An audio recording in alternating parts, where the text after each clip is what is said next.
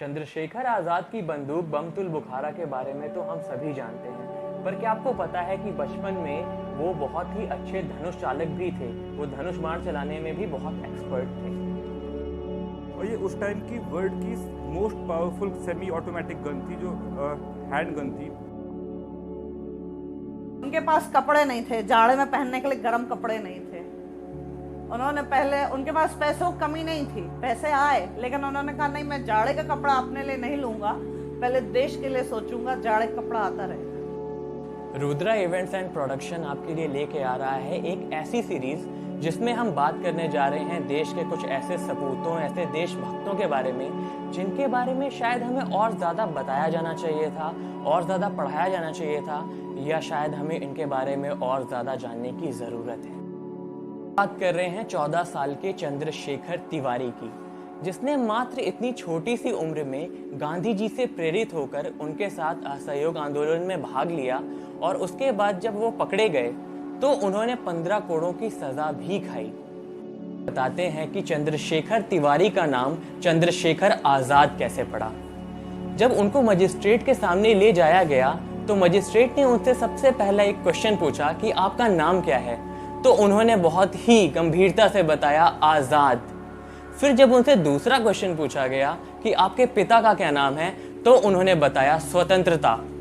फिर जब उनसे तीसरा क्वेश्चन पूछा गया कि आपका घर कहाँ है, तो उन्होंने बताया जेल खाना, जिस बात से मजिस्ट्रेट बहुत नाराज हुआ और तभी उनको 15 कोड़ों की सजा सुनाई गई थी।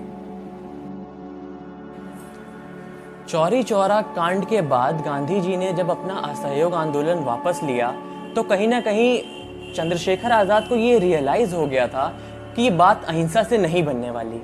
तो फिर उन्होंने अपना मार्ग अलग किया और हिंदुस्तान रिपब्लिकन एसोसिएशन को उन्होंने ज्वाइन कर लिया और उसके सक्रिय मेंबर बन गए। हिंदुस्तान रिपब्लिकन एसोसिएट के सक्रिय मेंबर रहते हुए इन्होंने बहुत सारी क्रांतिकारी गतिविधियों को अंजाम दिया, और बाद में ये जो सोशल रिपब्लिकन आर्मी थी ये बढ़ गई और अलग अलग राज्यों के जैसे कि पंजाब और बंगाल के बहुत सारे क्रांतिकारी इससे जुड़ते गए, और फिर भगत सिंह, सुखदेव जैसे बड़े क्रांतिकारी भी इसके सदस्य रहे। और बाद में एक मीटिंग के बाद ये और जब बढ़ गई थी तो इसका नाम हिंदुस्तान सोशलिस्ट रिपब्लिकन आर्मी रख दिया गया।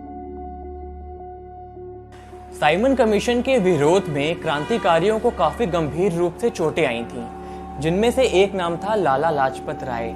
लाला लाजपत राय उस टाइम के बहुत ही लोकप्रिय नेता थे, और गंभीर रूप से चोटें आने के बाद कुछ दिन के बाद उनकी डेथ हो गई थी। तो इसके बाद भगत सिंह, चंद्रशेखर आजाद और सुखदेव ने मिलकर एक योजना बनाई कि इसका बदला जरूर लेना है हमें। फिर चंद्रशेखर आजाद, भगत सिंह और सुखदेव मिलकर सैंडर्स के ऑफिस के बाहर गए। सैंडर्स वही इंसान था जिसने लाला लाजपत राय के ऊपर डंडों से प्रहार किया था। उसके बाद जब वो अपने बॉडीगार्ड के साथ बाहर जा रहा था तो सबसे पहली गोली भगत सिंह ने सैंडर्स के सर पे मारी, जिसके बाद वो गिर गया। जिसके बाद चंद्रशेखर आजाद ने उसके बॉडीगार्ड के ऊपर 4-5 गोलियों का फायर किया, जिसके बाद उसकी भी वहीं पे डेथ हो गई। इस घटना को अंजाम देने के बाद उन्होंने पूरे शहर पे पोस्टर्स लगवा दिए कि लाला लाजपत राय की मृत्यु का बदला ले लिया गया है।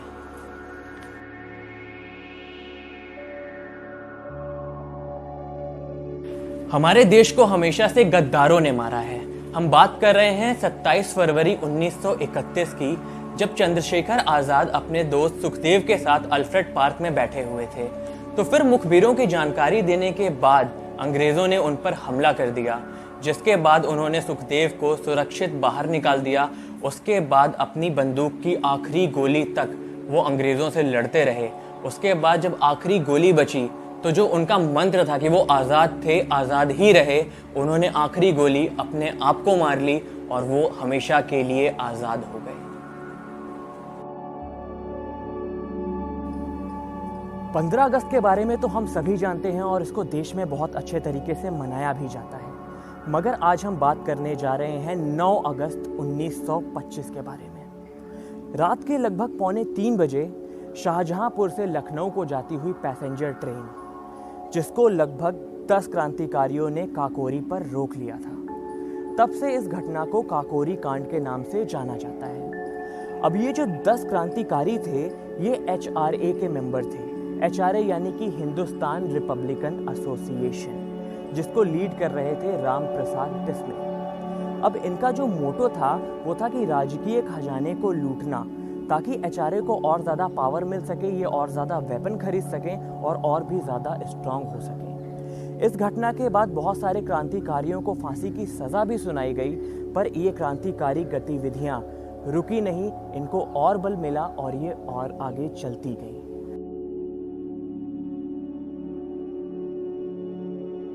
अगर हम चंद्रशेखर आज़ाद जी की पिस्टल के बारे में बात करें, जो कि आपका इलाहाबाद म्यूजियम में रखी हुई है, तो कोल्ट ने इसे बनाई थी, जो यूएस की कंपनी है, 1903 में। और ये उस टाइम की वर्ल्ड की most powerful semi automatic gun थी, जो हैंड गन थी। मतलब कोई भी वेपन इससे ज़्यादा पावरफुल नहीं था उस टाइम पे।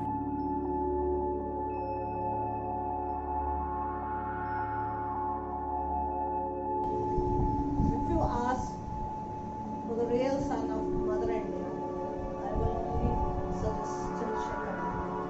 He has sacrificed his life for his country. जो सबसे बड़ा अंतर था इन क्रांतिकारियों, इन यंग योद्धाओं के और जो नेता टाइप के लोग थे, जैसे जिन्होंने आंदोलन किए, जिन्होंने अहिंसा का रास्ता अपनाया और महान बन गए, जिन्होंने महान पदवी मिली, पर इनकी देशभक्ति और इन यंग देशभक्तों में बहुत बड़ा अंतर था।